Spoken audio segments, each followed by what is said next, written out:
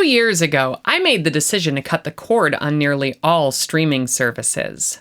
Since then, I've had a fantastic time reconnecting with physical media, paper books, and myself.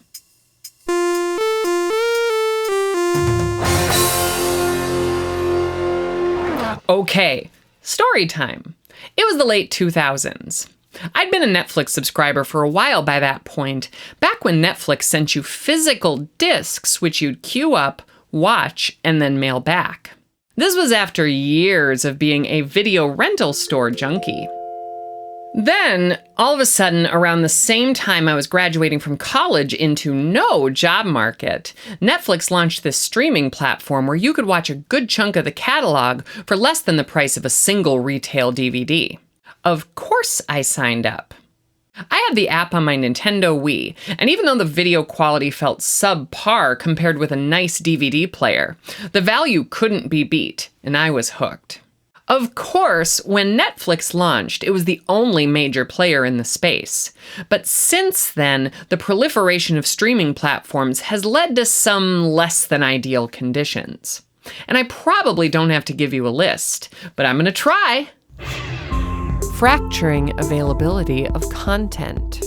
Continually raising prices while providing an inadequate streaming experience. Locking out Linux users. Removing content the service finds objectionable.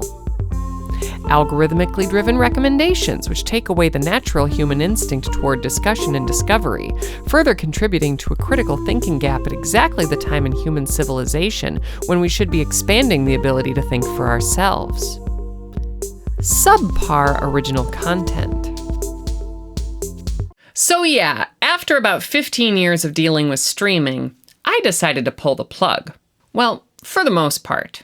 I still pay for RiffTrax's Best Friends tier because I'm a Misty for life and it's easy to support a hometown team, especially when my subscription dollars give me a heavy discount on DRM-free downloads. And I still pay for YouTube Premium in order to obliterate ads without jeopardizing Veronica Explains. See, if I even mention that you can watch ad-free with programs like Free or even from the there's a good chance YouTube takes down my video and hurts my channel in the long run. So on this one, I decided to be pragmatic in order to avoid the rigmarole, and it seems like a lot of you feel the same way. I take a small amount of comfort knowing that I'm extracting more money from YouTube than I'm putting in personally. Plus, I always put the episodes up on PeerTube if you'd rather watch there. Hint, hint. But beyond YouTube and RiffTrax, I cut streaming completely out of my life. That means no more Netflix, crummy Netflix, HBO Pro Max, and Trekamount Plus. And my family and I couldn't be happier reconnecting with physical media and getting away from the algorithm. Now, I'm not going to tell you how you should get your media, but I have a very healthy collection of Blu-rays, DVDs, and CDs that I've picked up over my several decades of existence. I naturally come across a lot of this stuff while thrifting or hitting up garage sales, and what I can't find there, eBay makes easy enough. Just be aware that sometimes the cheapest options are counterfeits, if that's something that matters to you. I typically toss out the cheaper DVD or Blu-ray sleeves in order to save space, but I do hold on to fancier disc packaging or items where I want the nostalgia hit of occasionally putting the disc in the player and fiddling with the menus. For movies and TV shows, I typically use MakeMKV to rip the media and Handbrake to transcode and compress the files for smaller storage. I'm sure the comments will be littered with folks offering opinions on what codecs to use, but I'll share my own preferred settings over on my website, vkc.sh. Anyway, a nice thing about MakeMKV is watching Blu-rays and DVDs right from the home theater PC using MakeMKV's libraries. Your distro might need some dependencies and a Java runtime for disk menus, but once you get all that squared away, VLC typically picks them up without issue. And now I don't need to have a standalone Blu-ray player out anymore. In my opinion, MakeMKV is software that's well worth paying for. It's only $60 US, and that's cheaper than a 4K Blu-ray player. And if you want the most flexible Blu-ray experience, be on the lookout for a reader that supports LibreDrive, an aftermarket firmware for certain Blu-ray devices which removes firmware restrictions, making 4K ripping possible, as well as getting around region locks. It can be hard to find a compatible model. Years ago, I picked up this LG portable drive, and my home theater PC uses an internal ASUS model. Now, for music CDs, I typically use Asunder, a dead simple ripping program that I've seen packaged up for almost every Linux distro. Makes ripping an album into FLAC files incredibly easy. If you're on Windows or a Mac, maybe look at FreeAC? Is that how you pronounce it?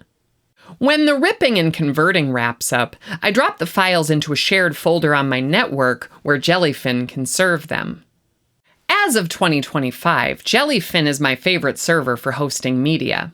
I never got along with Plex, and I used Emby for a while, but both of those products are less than totally free, so nowadays I skip right over them. My favorite part of using Jellyfin is that there's a simple extension for Kodi, everyone's favorite set-top box replacement software, that gives Kodi access to a Jellyfin library as though it's native.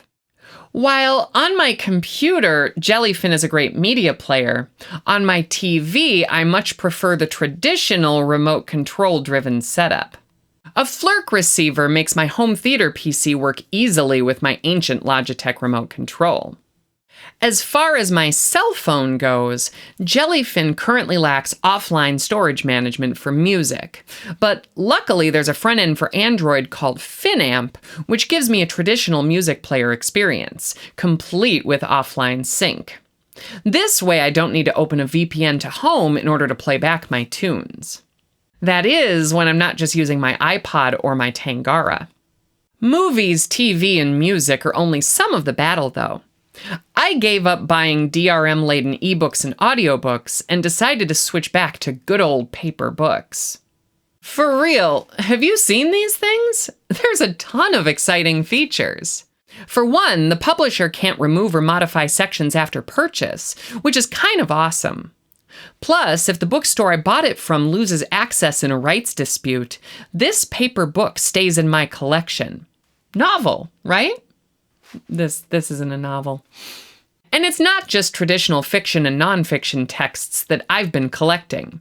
I have a large and growing collection of manuals for software I use every day, new and old, because as we've all experienced, it's increasingly challenging to maintain reliable access to this information over the web.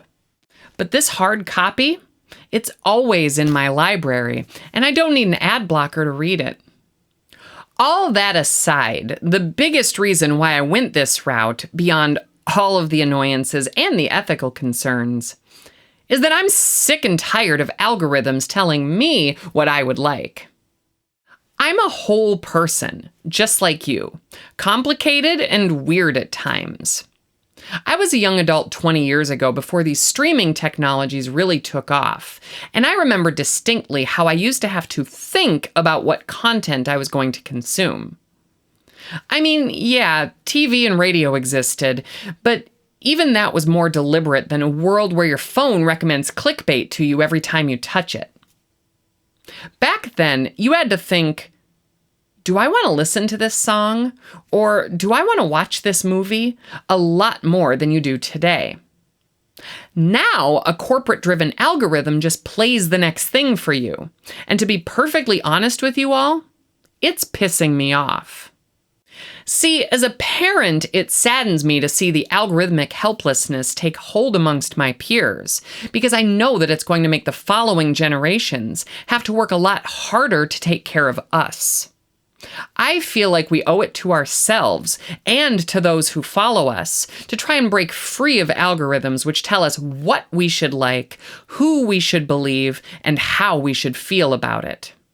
It may sound melodramatic, and maybe it is, but I see the increased dependence on algorithmically driven entertainment as a symptom of that larger problem: uber convenience that separates us from our critical thinking.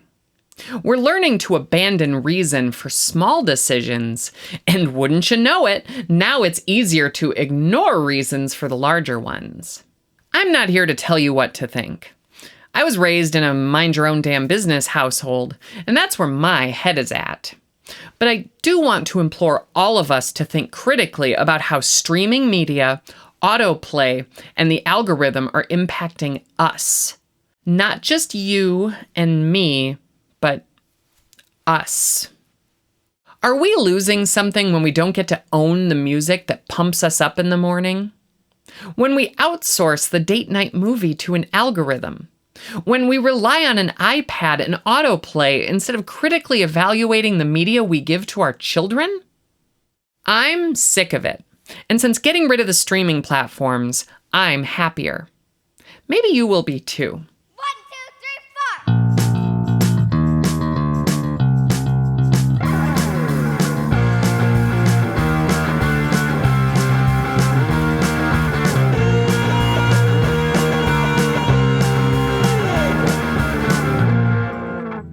I didn't even get into the privacy issues with smart TVs.